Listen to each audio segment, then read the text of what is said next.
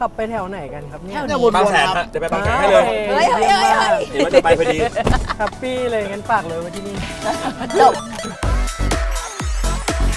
พี่แบงค์จ๋าฝากนี่คือได้ไหมจ๊ะ ฝากพี่ไอด้วย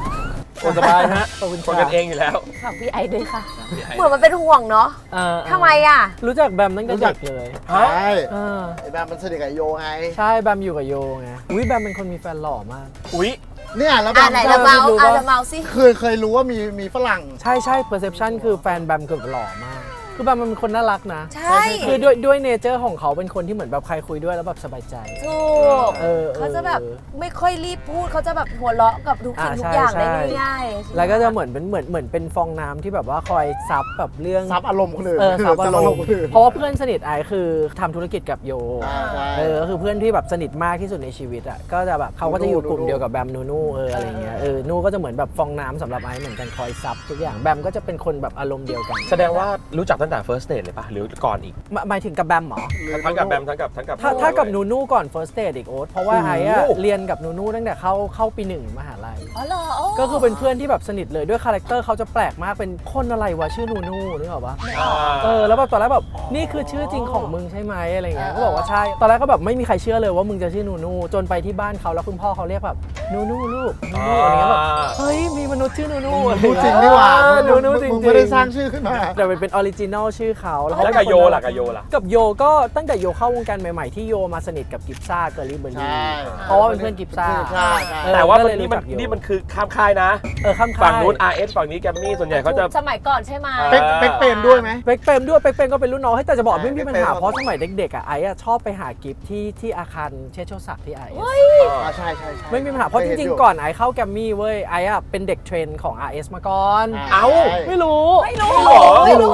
ไอ้เป็นเด็กเทรน RS แบบเข้าไปถึงรอบนี้เลยพีทกับครูแหม่มแล้ว เดี๋ยวนะมันสเต็ปมันคือต้องยังไง อ่า คือแบบนี้คือถึงสเตจสุดท้ายแล้วเหรอหรือ ไม่คือก่อนที่จะทำอัลบั้มเนี่ยมันแล้วแต่ว่ามาจากทางไหนอย่างของไอซ์มาทางแคสติ้งชื่อพี่แดงแต่ตอนเนี้ยไม่อยู่แล้วทันป่ะพี่แดงตอนนั้นไอซ์จะทำวงหนึ่งซึ่งเป็นวงที่ออกไปแล้วแหละหลายคนคงรู้จักกัน แต่ว่ามันยังไม่ไปถึงขั้นตอนของการฟอร์มเป็น4คนนะแต่ว่าเลทเซว่าเราจะไปสู่ขั้นตอนนั้น เริ่มกรุ๊ปปิ้งจังหวะเริ่มกรุ๊ปปิ้งเริ่มมา ซึ่ง วาง มีสมาชิก2คนที่ออกมาคือไอซ์กับไอปอนบีออนคลาว ปอนก็คือเป็นเพื่อนกันมาตั้งแต่สมัยนั้นสมัยก่อนไม่มีรถไม่ได้ขับรถเองปอนก็จะเป็นคนขับรถแบบรับส่งบ้านตลอดปอนนี่โคตรน่ารักเลยตั้งแต่สมัยเด็กแล้วก็ถูกออกกันมา2คนโดยที่เหตุผลของไอ้อะคือเขาบอกว่าเฮ้ยร้องเพลงดีนะอะไรทุกอย่างดีมากแต่ว่าเหมือนหน้าตาแม่งไม่บอยแบนด์เฮ้ยหน้าพี่ไม่บอยแบนด์จริงๆพลอยเขารู้สึกว่าหน้ามันไม่สมัยนิยมเว้ยโอ๊ต แต่นี่ก็ดูหน้าบอยแบนด์ จริงเหรอ โคตรจะบอยแบนด์ โคตรจะบอยแบนด์ เพราะว่าอาจจะยุคนานหรือเปล่าโทนึกออกป่ะ มันอาจจะไม่เข้ากับเขา แต่ตอนนั้นตอน first date คือโดดเด่นเลย โดดเด่นเลยเพราะว่าเทสของตอนยุคนั้น อาจจะไม่เหมือนตอนนี้ เออ คือตอนนั้นจำได้ว่าครูแหม่มชอบเรามากเราร้องตอนเราสกรีนเทสนะเราร้องแค่อยากรู้รังเกียจแล้วร้องแบบทั้งไทยร้องทั้งสากลร้องทั้งแบบเวอร์ชันพี่จอนนี่เวอร์ชันพี่แมทธิว โคตรเด็ด แล้วครูแหม่มบอกชอบมากเด็กคนนี้แต่ว่าอย่างที่บอกกันหน้ามันไปกรุ๊ปปิ้งกับเขาไม่ได้เขาก็เลยบอกถ้าไม่งั้นรอทำเป็นศิลปินเดี่ยวแล้วกันแต่ระหว่างนั้นเหมือนเหยียบเรือ2แคมเว้ยเพราะว่าเป็นพิธีกรภาคสนามให้กับเวกคลับที่แกรมมี่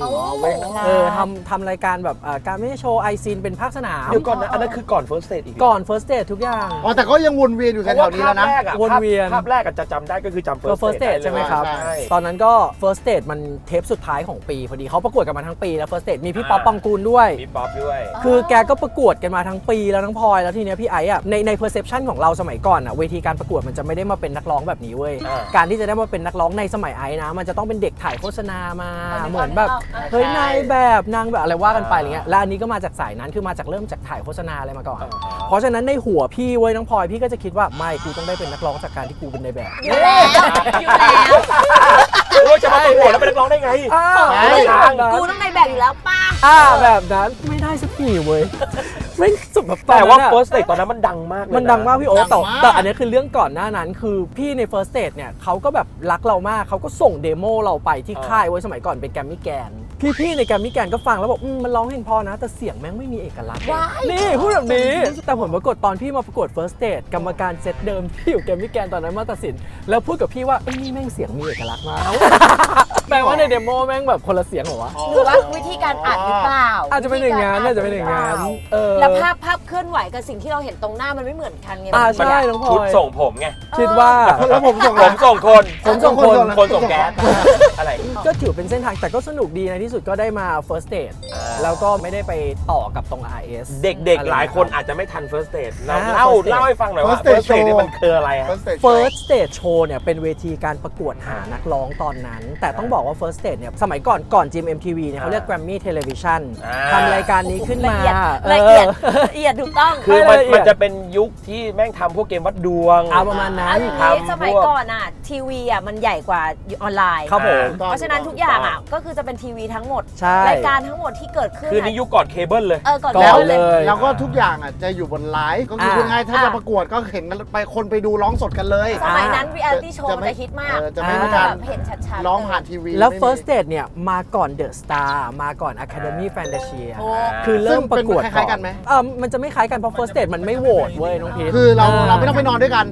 ไม่ต้องทีเนี้ยมันก็จะหาแชมป์ประจำเดือนแต่ละเดือนเนาะแชมป์ประจำเดือนพูดดูไม่ดีเลย ได้ มันก็จะเป็นแบบแต่ละเดือนก็จะหาแชมป์มาแล้วก็แต่ละเดือนแล้วก็ได้แชมป์และของไอ้อะแม่งเป็นเดือนสุดท้ายเป็นเทปพี่เจเจตริน หลังจากที่เคยคิดมาตลอดเว้ยโอ๊ตว่าไม่กูเป็นนายแบบมึงได้เป็นนักร้องผลปรากฏแม่งไม่มีงานพีทคือปกติทำรายการทีวีมันจะต่อสมมติว่าหมดรายการนี้ใช่ไหมหมดเวกคลับสัญญา3 เดือนคุณได้ทำภาคสนามไป3 เดือนพอจะหมดปุ๊บพี่ก็จะมาบอกว่าเดี๋ยวยูทำต่อรายการไอซีนยูทำต่อรายการการไม่โชว์ทำอยู่อย่างนั้นนะปีนึง วนๆไปเรื่อย ผลปรากฏพอหมดรายการเนี้ยเขาไม่บอกว่ะเพราะมันไม่มีต่อแล้วเว้ยที่รักแล้วทีเนี้ยคือต้องเล่าให้ฟังว่าแบ็กกราวด์คือตั้งแต่เข้ากรุงเทพมาปฏิญาณกับตัวเองว่าจะไม่ขอเงินพ่อเงินแม่อีกจะทำงานนี้ทีเนี้ยก็เหมือนแบบอยู่ด้วยเงินของการทำพิธีกรการถ่ายแอดเวอร์ชวลอะไรเงี้ยมาตลอดพอมันไม่ได้ปุ๊บแบบ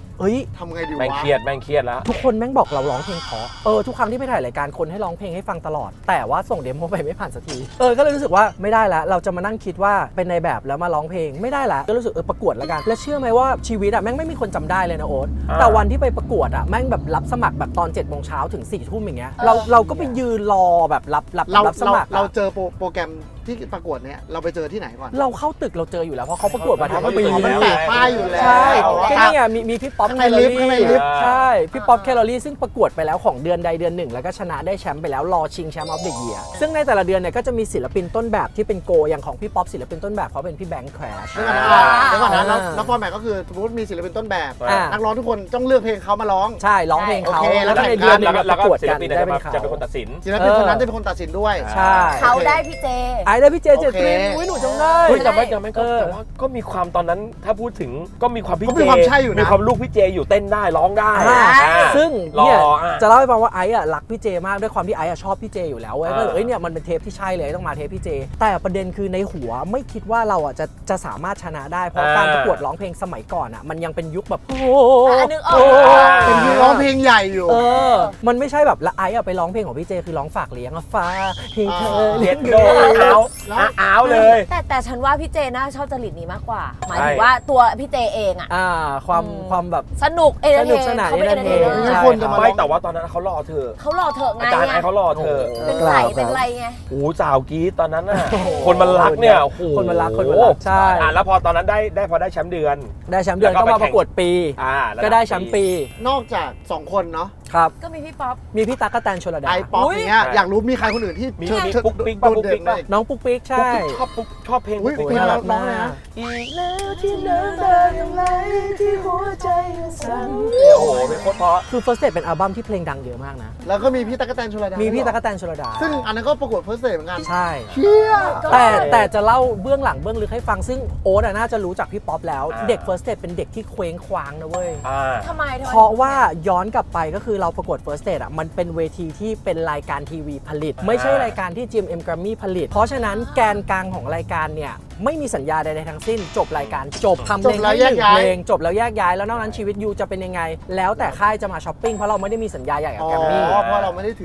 อยู่ในแกรมมี่ ใช่ เพราะฉะนั้นเราก็ไม่มีสัญญากับแกรมมี่เว้ยเราก็คือคนมันรักดังแล้วนะ คือต้องบอกว่าสมัยก่อนเวลาโปรโมทเพลงเนี่ยมันจะเป็นลักษณะของการไปซื้อเวลา 3579 แล้วก็โปรโมทแต่อี First Date เนี่ยเป็นรายการเล็กๆไม่มีเงินไปซื้อเวลาในการเปิด MV เว้ยพี่โอ๊ต แล้วทำไงตอนนั้น เปิดได้ที่เดียวที่จะดู MV คนมันรักหรือว่าเพลงพี่ป๊อปนอสตาได้คือ Channel V Thailand เท่านั้น only one แต่แม่งมหัศจรรย์มากกลายเป็นกลุ่มบุคคล First Date ที่เปิดแค่ Channel V Thailand แล้วเพลงขึ้นอันดับ 1ได้ จบ แล้วแม่งดังหลายเพลง น้องสตาร์พี่โอ๊ตพี่ป๊อปก็เด็ด ใช่ North Star คิดถึงอีกแล้ว ขอจองในใจของพี่แตงชลดา มีใครอีกนอกจาก4 คนที่เมื่อกี้พูด มีดีเจบอมเม็ด107 เฮ้ย พี่บอมแล้วก็มี พี่บอมนางแมวป่า นะ ใช่ พี่บอมนางแมวป่า ผมไม่ว่าเขาก็ร้องเพลงโหดเหมือนกัน แต่งงานแล้วล่าสุดเห็นอยู่ แต่งงาน ไอ้ชี้แม่งผลิตแต่คน ผลิตแต่คน มีคุณ ดีๆนะ ภาพ First Date มี Show มีใครอีกไหมที่ยังทำงานอยู่ในวงการนี้ พี่บาสครับพี่บาสก็เป็นดีเจอยู่เหมือนกันอยู่เม็ด107เหมือนกันก็นั่นแหละหลังจากนั้นก็เคว้งคว้างใช่ไหมเคว้งคว้างก็รอคนช้อปปิ้งก็ไม่มีอะไรคุณหนึ่งนรงค์วิทย์ก็เลยแบบเฮ้ยทำอะไรอยู่ไอเนี่ยไม่ได้ทำใช่ไหมงั้นมาร้องตอนแรกให้ร้องเรื่องบนเตียงได้ร้องเรื่องบนเตียงพอร้องเรื่องบนเตียงอัดเสร็จอยากหลับตาอยู่อย่างนั้น พี่บอมพิสเบสเกอร์ เอ้ย Business Girl อัดเสร็จแล้วอะไรเสร็จแล้วผมปรากฏเขาบอกว่าเฮ้ยตอนนั้นอายุ19เฮ้ยเด็กอายุ19ร้องเรื่องบนเตียงไม่ดี ไม่เลิศไม่เลิศไม่เลิศไม่ ทุก เลิ ค ศ นไม่เชื่อ แบบเอาใหม่เปลี่ยนเป็นร้องหมอน2 ใบกับเจงของเหงา โอ้ยดีเด็ด ก็เลยได้ร้องหมอน2 ใบกับเจงของเหงาก็ยังไม่มีสัญญาดูดีชีวิต แต่เพลงเพอมากนะเพลงดัง ค มา รั ก บ นะ เพลง ไม่ ดัง ไม่มีสัญญา อันนี้มีดัง2เพลงแล้วนะ ใช่ครับไม่มีสัญญาแต่มีงานจ้างร้องเพลงไปเรื่อยๆก็เหมือนอยู่ไปเรื่อยๆ แต่ว่างานจ้างก็ผ่านแกรมมี่ งานจ้างผ่านแกรมมี่แต่ก็ไม่มีสัญญา แต่อย่างหนึ่งที่คุณต้องชื่นชมเขานะ กูชอบบอกว่ากูชอบร้องไกด์ร้องคอรัสเยอะ คนนี้เขาเอกอุกว่ากูอีก แต่คนน่ะไม่ค่อยรู้ เหรอ ใช่ รับร้องไกล เพราะว่าผมจะเป็นศิษย์อาจารย์เดียวกับเขาคืออาจารย์แซค พี่แซค แล้วตอนแรกอะผมไม่รู้ อ่า ผมไม่รู้ก็คือผมก็ไปอัดเรื่อยๆอย่างเงี้ย ดีๆวันหนึงเขาอาจารย์เขาบอกเขาบ่นว่าได้โอ๊ตมาก็ดีเหมือนกันว่าเมื่อก่อนแม่งเฮียทุกเพลงเลยจะไกด์จะคอรัสไอ้แม่งเก่งหมดเลย ตอใช่ นี่เขา พลง นี่เขามาก่อน พี่ๆ ผม ทั้งหลายในตึกอะไรเงี้ย อ๋อเหรอ ใช่ มาก่อนผม อยากรู้เลยอะร้องไกลให้ใครบ้าง คือ เพลง คำ ไหน ว่า บ้าง ร้องไกด์เหมือนแค่ร้องให้พี่ๆเขารู้ว่าร้องแบบนี้นะ ดนตรีกับเนื้อมันเป็นแบบนี้ของพี่เบิร์ดก็เคยร้อง เห็นไหมล่ะ แต่ว่าคือพี่เบิร์ดอ่ะเขาไม่ได้มาร้องตามเราหรอกแต่ว่าเหมือนแค่เราร้องให้รู้ว่าทำนองดนตรีมันเป็นแบบนี้ แบบนี้ อะไรเงี้ยครับก็มีหลาย ๆ เพลง คือแค่ร้องไป พี่เบิร์ด เพื่อให้เพลงนี้มันสมบูรณ์เพื่อเอาเพลงนี้ ใช่ ไปส่งให้ผู้ใหญ่ตัดสินใจว่าโอเคเคาะเพลงนี้ เป็นเพลงนี้นะ เพลงนี้ผ่าน เนื้อร้องกับดนตรี ส่งให้พี่เบิร์ดอัดได้เลย ตอนนั้นก็คือพี่หนึ่งมาช้อปปิ้งไป พี่หนึ่งมาช้อปปิ้งไปหลังจากได้พี่หนึ่งไปหมอน2 ใบกับแจ้งของเหงา เนี่ย ใช่ไหม กำ ค ลัง รับ จะเปิดแล้วเนี่ย First Date ก็ประกวดปีที่ 2เขาก็ปล่อยเพลงกันมาทั้งปีแล้วผลปรากฏมันยังไม่มีเพลงที่เหมือนเป็นเพลงชูโรงเขาก็เลยเรียกเราไปร้องเพลงพิเศษ1 เพลงที่พี่นิ่มสีฟ้าเขียนชื่อบอกได้ไหมฉันมีเวลาที่เหลือสักเท่าไหรก็เลยกลายเป็นเพลงที่จริง ๆ ไม่ใช่เพลงเมนโปรโมทแต่ว่าเป็นโบนัสแทร็กมันก็ดันแบบ โอ้ยเพลงนี้ชื่อว่า เป็น อะไร ที่รู้ อะ จักขึ้นมาบอกได้ไหมหลังจากบอกได้ไหมเสร็จก็ยังไม่มีสัญญาก็อะไรดีวะ ไอ้เหี้ย3แล้วนี่3แล้วนะ สาม 3แล้ว แล้ว 3 ชี แล้ว วิตไอ้หลายคนที่มองว่ามันดูง่ายจริง ๆ มันมีเส้นทางช่อง 7 ตอนนั้นทำละครแล้วพี่มอสไปเล่นเป็นพระเอกละครช่อง 7 แล้วแกรมมี่ก็มีเหมือนกติกาว่าไอ้ตัวที่จะมาเล่นเป็นน้องพระเอกเนี่ยมันต้องเป็นนักร้องเหมือนกันในบทเนี่ยต้องเป็นนักร้องจากแกรมมี่นะเขาก็ส่งนักร้องในแกรมมี่ไปแคสเว้ยหลายคนมาก ไม่ได้ส่งฉันนะ อันนี้คือแฟกต์นะแล้วพี่ที่ช่อง 7 ที่ดาราวีโอเขาเห็นจากเพลงเขาก็เลยบอกว่าแล้วไอ้นี่ล่ะก็ย้อนกลับไปตรงที่ไอ้เนี่ยมันไม่ได้มีสัญญาอยู่ที่แกรมมี่นะ มันไม่ได้เซ็น ใช่แต่ เขาก็เลยไม่ได้นับ เขาก็เลยไม่ได้ส่งไปตั้งแต่แรกพี่ ก็เลยไม่ได้นับ ใช่ อ่า แต่ถ้าอยากได้ไอ้นี่ใช่ไหมสนใจก็เดี๋ยวเอาไอ้นี่ไปแคสก็ได้ ก็เลยได้ไปแคสผลปรากฏได้ไปแคสก็เลยได้ไปเล่นละครเรื่องนั้นชื่อด้วยแรงแห่งรักเล่นเป็นน้องพี่ แต่ มอ ว่า ส แล้วได้เซ็นหรือยัง ยังไม่ได้เซ็นยังไม่มีสัญญา แล้วได้เล่นเรื่องนี้ยังได้เซ็นยัง ยังไม่ได้เซ็น จนเล่นจบแล้ว ในระหว่างที่ถ่ายเป็นคนที่แบบจะพูดว่าหน้าด้านก็ใช่คือแบบรู้สึกอินกับไอตัวละครตัวนี้มากก็เลยเขียนเพลงขึ้นมา1 เพลงเขียนเองให้เหมาะกับไอตัวละครตัวนี้ที่เล่นมันเล่นเป็นน้องชายพระเอกแล้วมันจะเป็นตัวร้ายๆหน่อยแล้วก็เดินเข้าไปบอกผู้กำกับกับผู้บริหารช่อง 7 ตอนนั้นว่าเนี่ยครับอินกับตัวละครตัวนี้มากเลยแล้วก็เขียนเพลงไว้1 เพลงชื่อเพลงกลับมาได้ไหมกลับมาอยากให้มันอยู่ในละครมากเลยครับทีนี้พี่ๆเขาก็บอกมาโดยตรงว่าแต่ว่าในกติกาการทำละครเนี่ยเราตกลงกับแกรมมี่ไว้ว่าแกรมมี่ต้องเป็นคนผลิตเพลงละครเรื่องนี้แล้วพี่มอสก็ร้องหัวเพลงท้ายเพลงหัวเรื่องท้ายเรื่องถ้ายูไปคุยได้ว่ายูขอร้องสัก1 เพลงก็ให้ร้องถ้าแกรมมี่โอเคถ้าพี่มอสโอเคแล้วตรงเนี้ยพี่มอสปฏิภาณปฐวีการครับขอบคุณมากเพราะว่าแกรมมี่ก็ต้องไปถามพี่มอสว่าพี่มอสโอเคไหมถ้าพี่มอสร้องต้น1 เพลงแล้วอีกเพลงตอนท้ายให้ไอซ์มันร้องพี่มอสบอกว่าโอเคเอาเลยให้มันร้องไปเลย โอ้พี่มอส ก็น่ารัก พี่มอสน่ารักมากแล้วพี่มอสเป็นพี่ชายในวงการที่แบบสอนไอ้ในหลาย ๆ เรื่องมาก อ่า ไอ้ก็เลยได้ร้องเพลงนี้กลับมาได้ไหม แล้วก็เป็นหนึ่งในเพลงในละคร แล้วละครเรื่องนี้มันดังจากที่มันมีแบบกี่ตอนไอ้จำไม่ได้อะมันคือสมัยก่อนช่อง 7พอละครดังเขาจะถ่ายไปออนไป เขาจะถ่ายไปเรื่อย เติม ใช่ เติม เขาก็ ยืดหน่อย เพิ่มตอนไปเรื่อยๆ แล้วไอ้ศิลายุเนี่ยแม่งดันเป็นบทที่เหมือนแบบคนชอบเพราะมันจะแบบบ้าๆแบบ aggressive หน่อยอย่างเงี้ยใช่ปะก็เพิ่มตอนไปเรื่อยๆ จนช่อง 7 ก็ถามแกรมมี่ว่าไอเด็กคนนี้ทำอะไรต่อไหม เอาไหม ถ้ เอาไหม ทำต่อะเดี๋ยวจะเอาไอเนี่ยมันมาเล่นละครเพราะเขารู้ว่ามันไม่มีสัญญา กูช้อนนะ อ่า ไม่เอากูช้อนนะ แกรมมี่ก็เลยบอกว่าทำสิมันต้องทำมันต้องถึงเวลา แต่ไอ้ก็เข้าใจแกรมมี่นะคือเมื่อใดก็ตามที่ทัมมิ่งมันใช่อะไรใช่อ่ะเขาก็ทำก็เลยได้ทำเพลงจัดจ้าดาดัด ก็เป็นที่มาของโปรเจกต์นี้ ใช่แล้วไอ้ได้เป้ยปานวาดมาเล่น MV ตัวนี้เพราะละครที่ไอ้ถ่ายคือ ถ่ายที่ Route 66 ดาราวิดีโอ ใช่ ผมจำได้เลย ใช่ MV ที่ถ่ายรูท ใช่ 66ร้านร้านนี่เป็นร้านขาว แต่ว่า ใช่ ด้วยความที่มันเป็นพี่เปิ้ลนี่คือก็เอามาได้ก็พีคมากไง อ่า เพราะเป้ยเขาเป็นนักแสดงของดาราวิดีโอและช่อง 7 และไอ้ก็เล่นดาราวิดีโอไอ้ก็เลยได้เป้ยมาเล่นเป็นนางเอก กันเลย ซึ่งตอนนั้นเป้ยยังอยู่ในจุดที่แบบ พีคมาก พี พี ค ค มาม าก กตอนนั้น หน้าพี่เปิ้ลคือ มันเป็นแบบบางคนมันรอเธอมาตั้งนานครั้งเดียวเลยอ่ะ ใช่ครับเนี่ยก็เลยเป็นเส้นทางของการกว่าจะได้เริ่มเซ็นสัญญาฉบับแรกกับแกรมมี่กับไอซ์ โคตรนาน อ่ะแต่ว่า ไหน ปาบจัดทุกวันนี้ผับยังเล่นอยู่เลย โอ้ ขอบคุณมากครับ อยากรู้ว่าพี่ไอ้รู้สึกว่าชีวิตตอนนั้นตอนไหนที่มันพีคแบบที่มันพีคจุดพีคของเราที่สุดอะ ไอว่าตอนได้ไปญี่ปุ่นอ่ะพีคสุดนะ ใช่ไหมหลังคนใจง่ายปะ หลังคนใจง่ายครับ จริงๆอ่ะไอได้ไปทำงานที่ญี่ปุ่นเพราะเป้ยนะ เพราะว่าคุณเป้ยเนี่ยเขาเป็นที่แบบนิยมมากของชาวญี่ปุ่นเหมือนแบบเขาเป้ยเองเขาก็ได้ไปถ่ายเหมือนแบบแอนิเมะอะไรของญี่ปุ่นนู่นนั่นนี่ว่าไป หน้าเขาไทป์นั้น ใช่ ทีเนี้ยผู้บริหารเขาก็เลยเห็น คือตอนนั้นเนี่ยมันก็จะมีแบบว่าโครงการที่ศิลปินในแกรมมี่เนี่ยเขาได้ไปทำโครงการแบบไปเทรนนิ่งที่ญี่ปุ่น แล้วเอาศิลปินญี่ปุ่นมาทำที่ไทย นักร้องแลกเปลี่ยน จูเนียร์อะไรเงี้ยใช่ ก็เลยได้มีโอกาสไปทำซิงเกิลที่ญี่ปุ่นอยู่พักหนึ่งไปทำคนใจง่ายนี่แหละครับ ไอซ์จะบอกว่าไอซ์อ่ะไม่ใช่แค่คนหนึ่งที่มีความฝันอยากเป็นนักร้องนะชีวิตไอซ์มันแทบจะเป็นไปไม่ได้เลยที่จะเป็นนักร้องเพราะไอซ์มาจากต่างจังหวัดเลียวต่างจังหวัดเลย จังหวัดชัยนาทสมัยก่อนเนี่ยมันยังไม่มีสถาบันสอนร้องเพลงสถาบันเรียนเต้นสถาบันอะไรแบบเนี้ยมันไม่มีอะไรเลยแล้วไอซ์อะมีความฝันตั้งแต่เด็กว่าไอซ์อยากเป็นนักร้องแล้วทุกครั้งที่ไอซ์พูดนะเวลาครูถามว่าเอ้ยยูอยากเป็นอะไรตอนเด็กอะไรเงี้ยไอซ์จะตอบว่านักร้องตั้งแต่จำความได้นะน้องพลอยแล้วมันดูเป็นเรื่องน่าขำขันมันดูเป็นเรื่องน่าตลกเพราะว่ามึงจะเป็นได้ไงวะคือถ้าเป็นได้ก็จะเป็นในสายของนักร้องลูกทุ่งเพราะว่าเราอยู่ในต่างจังหวัดนึกออกปะแต่ภาพหัวของเราอ่ะมันคือนักร้องแบบพี่เจเจตรินที่อยู่บนเวทีไงมันดูเป็นเรื่องไกลเกินจริงมาก แต่เราก็รู้สึกว่าถ้าถามว่าใครคนหนึ่งที่สู้เพื่อความฝันสุดๆไอ้ว่าไอ้แม่งสู้ไม่แพ้ใคร จริงก็เนี่ย เพราะว่าพอเติบโตขึ้นมาอย่างเงี้ยเอาว่าโฟกซองก็ประกวดทำอะไรก็ประกวดแข่งขันอะไรก็ประกวดมาประกวด สู้ สเต อะ จมาทำอะไรเงี้ยสู้หมดทุกอย่างจริง ๆ แล้วก็คือเหมือนอยากให้แบบเหมือน achieve ความฝันของตัวเอง แล้วจนได้มาเป็นนักร้อง วันที่บอกรู้สึกที่ประสบความสำเร็จที่สุดอะคือไอ้อะเป็นตัวแทนประเทศไทยในฐานะศิลปินไทยไปงานตอนนั้นมันจะมีเทศกาลดนตรีเนาะเอเชียซองมิวสิกเฟสที่เกาหลีมิวสิกเฟสเลิฟมิวสิกที่จีนพวกงานเฟสติวัลที่ญี่ปุ่นอะไรเงี้ยก็เหมือนแบบไอซ์แลนด์ยูเปอร์เซ็นต์ไทย เคย ซีควินเคยมีติดไปกับเขาบ้างไหม เคย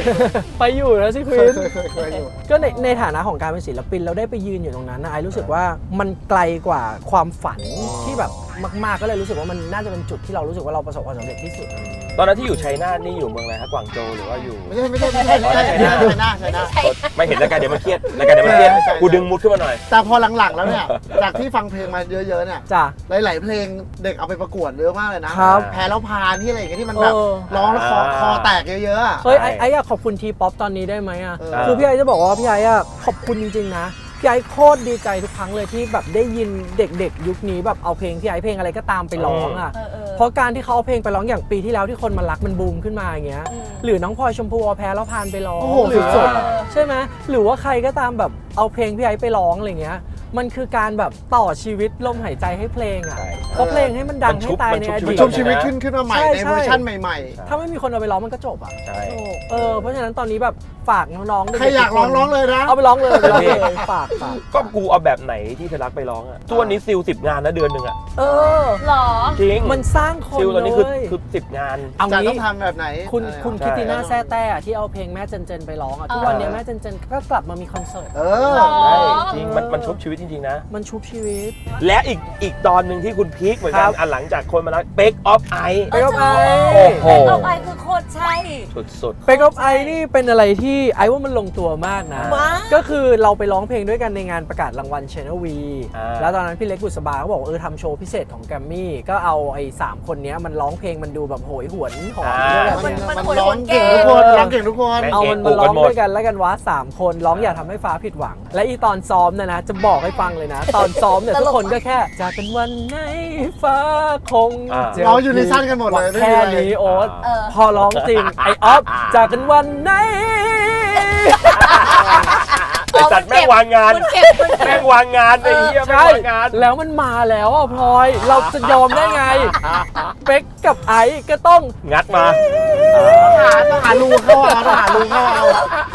มันแบบมันวางยา ไอ้เหี้ยคนดี มันวางยา ไม่แต่ว่าไอ้ว่ามันเป็นส่วนผสมที่ลงตัวมากคือเป๊กกับไอซ์ร้องเพลงด้วยกันเนี่ยมันเหมือนแบบต่างคนต่างใส่ แต่เป็นเคมีที่ไม่มีใครเกินกันเว้ยคือมันเหมือน มันจะไม่ลุก มาด้วย มันจะ กั ไม่ น ลุก ใช่มันเหมือนแบบต่างคนต่างแอดลิปแต่มันพอดีอ่ะ ก็เลยมาเป็นโปรเจกต์ ก็เป็นโปรเจกต์ จริ ไป ง ออฟ จัง ไอแล้วก็แต่จริงๆอะเริ่มต้นโปรเจกต์คือเราเป็นพรีเซนเตอร์ของสินค้าตัวหนึ่งก็คือระบบโทรศัพท์มือถือก็เลยเหมือนแบบได้มาจับเป็นเปกออฟไอทีเนี้ยเปกออฟไออะที่โอ๊ตเคยถามว่าคนจะล่ำลือว่าเนี่ยวงมันแตกเพราะว่ามันทะเลาะกันมันไม่ทำงานด้วยกัน จริง ๆแล้วอะมันไม่เคยมีโมเมนต์ของการทะเลาะกันเพียงแต่ว่าต่างคนต่างเป็นนักร้องเดี่ยว พอมารวมโปรเจกต์พิเศษปุ๊บ มันก็ต้องแยกเป็นเรื่องปกติ แต่มันดัง แต่เพลงดังนะ ขนาดว่ามีคอนเสิร์ตใหญ่อะ ใช่เปก มี ออ คอน ฟ เสิร์ตใหญ่ ไอ ไปก็ไอ้ด้วยตอนนั้นอะ ใช่ ใช่ สุดเลยอะ แต่ชอบความแข่ง เพล กั ง นแบบ เพลง ไม่ได้ เพล ตั้ ง ง อะไรนะที่ดังๆอ่ะอะไรนะ แค่คนโทรผิด แค่คนโทรผิด แต่มันจริงๆอ่ะพี่ไอ้บอกเลยว่าแบบมันลงตัวตรงที่ว่าเขาร้องกันเขาไม่ได้แย่งกันแต่เขาเสริมกันอะ แต่สำหรับใจไอนะโอ๊ตไอร้องเพลงกับใครก็ไม่มันเท่ากับร้องกับเปกออฟไอนะ อ่ะถูก มันอาจจะเป็นความรู้สึก มันสะ ความ ใจ รู้สึกใน ดีวะ ใจด้วยความเป็นเพื่อนด้วยความสะใจความแบบเคมีอะไรอย่าง แล้ เงี้ วย เขาร้องกันแบบจริงจังด้วยไง มีทัวร์ได้ไหมฮะเป็นก็ไม่ตอนนี้มีทัวร์ไหม มีทัวร์แต่ว่า รับงาน ไม่ จ้าง เยอะ ไหม มากครับประมาณ10 โชว์แล้วก็จบไปเพราะว่าต่างคนก็ต่างไปทำนักร้องเดี่ยว แต่อีกเรื่องหนึงที่คุณต้องคุยกับเขาเที่ยวเก่งมาก เอาเรื่องเที่ยวก่อนเขาเที่ยวเก่งมากมึงเขาเที่ยวทั่วโลกไอ้พลอยเขาเที่ยวต่างประเทศทุกเดือน เดือนละครั้ง ไอสัตว์แล้วเขาไปสุดซอยค่ะเขาคือหมอสองค่ะ จริงเหรอ สุด ฟิลหมอสองเลย เผ ป่ะ ลอๆสุดกว่าหมอสองอีก เที่ยวคนเดียวป่ะ เที่ยวคนเดียวฮะส่วนใหญ่แบ็คแพคเที่ยวคนเดียว แบบคนเดียวเลย เอางี้กี่ประเทศแล้วครับ คนเดียว ที่ไป เท่านั้น มากี่ประเทศแล้ว ถ้าตอนนี้ไม่ได้ไปประเทศใหม่ๆแล้ว แต่ว่าน่าจะประมาณ90นิด พลอยเป็นไงเขาเบอร์นั้นเขาแบ็คแพ็คเที่ยวคนเดียว ๆใช่ ที่ไหนที่ชอบที่สุดในท็อป 5 ก็โอเคชอบยุโรปนะเป็นคนชอบยุโรปสวิตเซอร์แลนด์มีแน่นอนเยอรมนีชอบเมืองเล็กๆไม่ชอบเมืองใหญ่ๆแต่ชอบเมืองเล็กๆแบบอิสตาร์ที่มันดูแบบเทพนิยายอะไรอย่างเงี้ยข้ามไปอีกทวีปหนึ่งก็คือชอบมาดากัสการ์ ว่าอยากไปมากมาดากัสการ์อยากไปมากพี่เคยไปแล้วบอกสวย ไหน มาก บอกข้อดีของมาดากัสการ์หนะครับว่าทำไมคนต้องไปเที่ยวกัน มันยังมีความเป็นธรรมชาติอยู่เยอะมากมาดากัสการ์เนี่ยชาวของเขาเนี่ยไม่ใช่เป็นแอฟริกันเหมือนที่เราเห็นนะ เขาเรียกว่าชาวมาดากัสซีจะเป็นคนที่มีความมิกซ์ความเป็นเอเชียเขาเชื่อว่าเป็นคนกลุ่มจากฝั่งอินโดนีเซียที่ move เข้าไปอยู่แถวนั้น เราไปสร้างประเทศ มันก็จะมีวัฒนธรรมบางอย่างที่มีความเป็นเอเชียนอยู่ หรอ นิดด้วย เจ๋งว่ะ ความ ก็คือมีหมี่โกเลงขาย มีนาซิ มีโกเล็กเทียบไป ขนาดนั้นเลยเหรอ มีโกเล็กเทียบไป พลอยโทรเดี๋ยวโทรรายการมันเครียดเดี๋ยวโทรรายการมันมึงไอ้นี่ไม่ใช่โกวิโกไอสัตว์มันต้องมีอะไรตลก ไอ้ บ้าง เหี้ย ไอ้นี่หน้าที่ของกูคือกูตลกพลอยกูตลก มีโกเลงเหร ขอ อ โทษนะมีโกเล็กเทียบก่อน ก็คือ เขาไปคนเดียวอะ ทำงานร้องเพลงมาทั้งหมดก็คือเอาตังค์มาลงกับเที่ยวหมดเลย โอ้ยมีส่วนนะ ใช่ไหม คือแต่ เดื จะ น บ ละ อกว่า ครั้งนะเว้ยเขาไปเดือนละ เดือนละครั้งแต่ตอนเนี้ยเบาหมายถึงว่ายังไปเดือนละครั้งอยู่แต่ว่าไปที่ไม่ไกลอย่างปีนี้ทั้งปีเลยคือตั้งแต่ต้นปีมาคือไปจีนทุกเดือน แต่จีนน่าจะ แล้วก็ สนุกอะ ย้ายเมืองไปเรื่อย ย้ายเมืองไปเรื่อย ๆสมมติว่าให้เลือกหนึ่งเมืองในจีนคนน่าจะไปเที่ยว ๆถ้ายังไม่เคยไปจีนเลยแนะนำให้ไปปักกิ่งเพราะยังไงมันก็คือแบบทั้งแบบ history culture traditional อ๋อแต่ไม่ใช่เซี่ยงไฮ้เหรอ ศิลปะ เซี่ยงไฮ้มันเป็นแบบ อะไรก็ เซี่ยงไฮ้มันเวอร์ๆหน่อย เซี่ยงไฮ้มันเป็น คือ แบบ เซี่ยงไฮ้พิษจะเห็นความเป็นยูโร กรุง เปี เท ย พ น ใช่ ในจีน ใช่ ผสม อ๋อ แต่ถ้า ไปมา พิษอยากไปจีนแบบที่มันเป็นเฮ้ยจีนพิษต้องไปดูแบบอย่างน้อยๆเนี่ยพิษต้องเข้าไปวังเว้ยไปดูแบบวังซูสี วัง ใน เขา เฮา ลดอ่ะ จอมยุทธทั้งหลายที่เราเคยดูหนังจีนมา แบบ มังกรหยกอะไรเงี้ย และจะแบบรู้สึกว่าโอ้โหความยิ่งใหญ่ นี่ แบบ ว่ะ ที่เราเคยได้ยินว่า Great Empire อย่างเงี้ยมันคือแบบยิ่งใหญ่จริงๆอย่างเงี้ยอันนี้ได้3ประเทศ ได้สาม เมือง ประเทศ แล้ว ละ มาดากัสการ์มาอีก2ที่ฮะ เอาไทยแลนด์เราด้วยได้ไหม อ่ะ ได้ ไอว่าภูมิใจมากว่าไอไปเที่ยวประเทศไทยครบ77 จังหวัด เฮ้ย เที่ยวหรือทำงาน เที่ยวคือทั้งทำงานด้วยไปเที่ยวด้วยก็คือ แต่ว่ามันมีอยู่ที่หนึ่งที่ไอ้แม่งไม่เคยไปสักทีเว้ยไอ้รู้สึกแบบติดค้างอยู่ในใจทำไมไม่จ้างกูไปสักทีทำไมไม่จ้างกูไปสักทีเพราะว่าถ้าเราได้ไปร้องเพลงก็เราก็จะถือว่าเราได้ไปเที่ยวด้วยใช่ไหม อ่า แต่ว่าอันเนี้ยไม่เคยได้ไปสักทีคือมุกดาหาร โอ้โห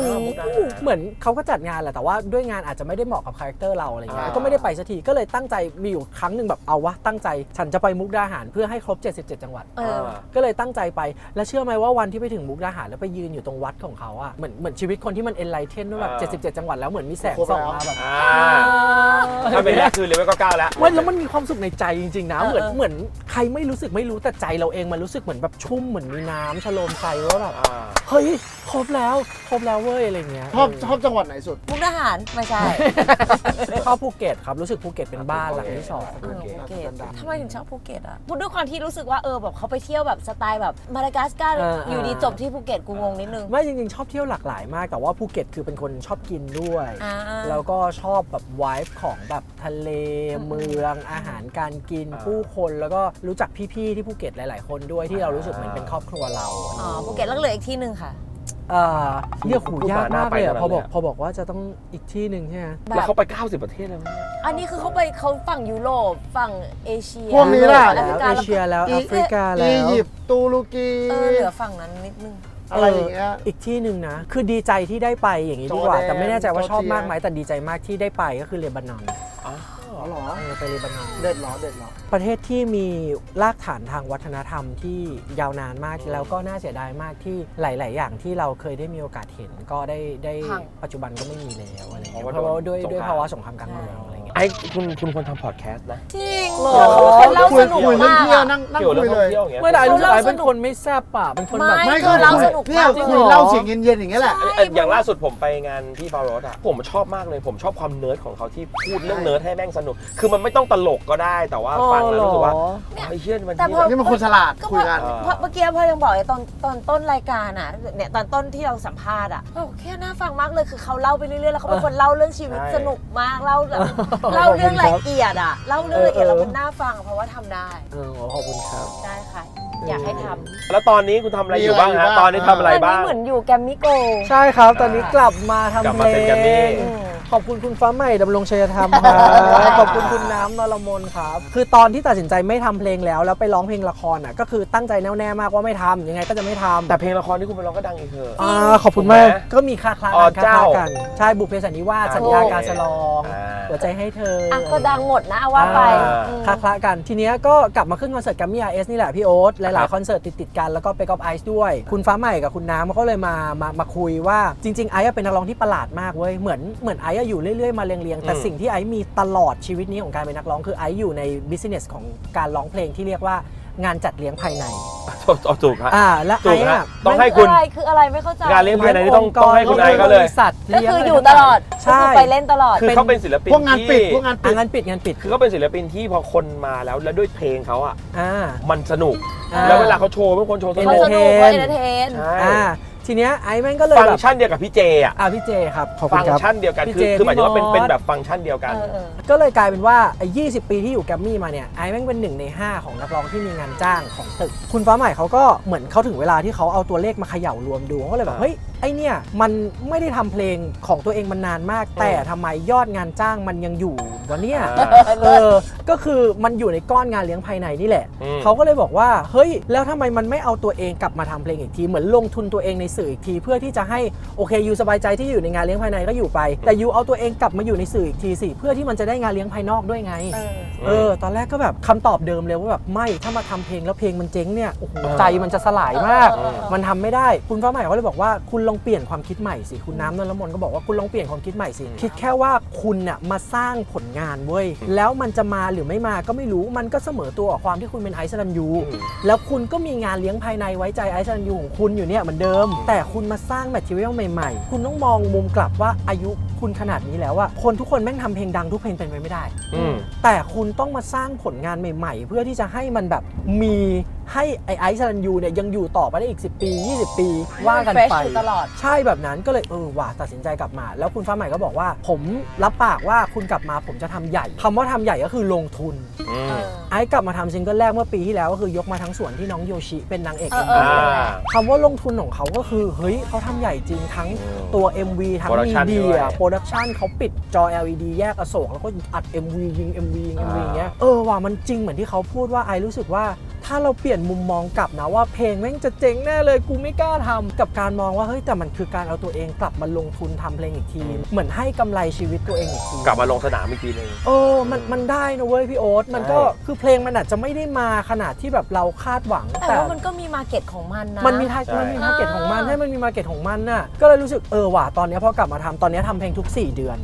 แล้วก็ล่าสุดเพิ่งปล่อยซิงเกิลใหม่ไปที่ฟีเจอริงกับวงแบมก็คือเพลงขอให้รวยเนี่ยก็คือแบบฟีดกับทีป๊อปเพราะว่าผู้ใหญ่เขาก็มองว่าความเป็นไอซ์ซันยูเนี่ยมันได้ตลาดแบบเจน Y อยู่แล้วแต่เขาก็อยากให้เราเนี่ยได้เจน X ด้วยอยากให้ได้ทีป๊อปด้วยก็เลยเอาทีป๊อปเนี่ยมาฟีดกับเราเพื่อให้อย่างน้อยๆเด็กทีป๊อปฟังน้องๆแบมก็ได้ฟังเพลงเราไปด้วยเติมเจนซีเข้าไปหน่อย แบมเองเขาอยู่แต่กับเจนซีเขาก็ได้คน Y มารู้จักเขาด้วย ก็รู้สึกว่าลงตัวตอนนี้นะ